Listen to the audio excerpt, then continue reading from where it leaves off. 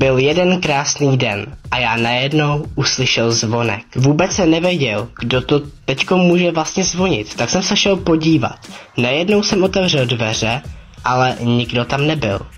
A najednou moje oči šly dolů a uviděli záhadný balíček. Tak se na něj pojďme podívat. Wow. Tak jo, já si myslím, že se na to můžeme jít podívat. Je to naprosto perfektně zabalený a tohleto, tady Ferda, ten mě potěšil.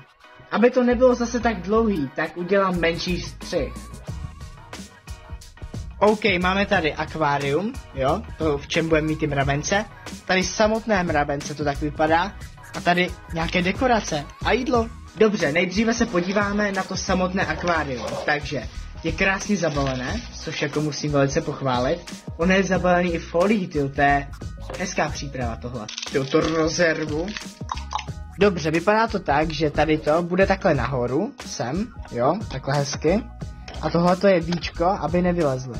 No, tak to je krásné tohleto, to musím velice pochválit. A teď se podíváme na ty dekorace. Sakra, mi spadlo. Máme tady krmení, což je super, protože tenhle jeden balíček by vám měl vystačit na půl roku. V tom případě tady mám rok, takže to jako nemusím nic moc řešit.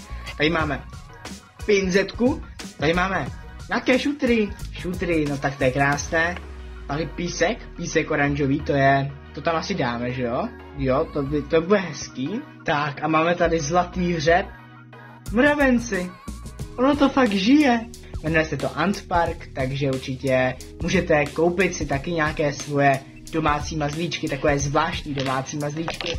A to právě tady Ferdu, mravence. Tak a tady už je krásně vidět, jak vyšli první mravenci, aby prohledali okolí a dali královně jasně najevo, která je tady nahoře, že je tady bezpečno a že může slízt dolů. Pokud máte jakýkoliv nápady na videa s těmahle mravencema, anebo jakýkoliv otázky ohledně té firmy, nebo jakékoliv otázky na mravence, tak určitě pište do komentářů, určitě rád odpovím.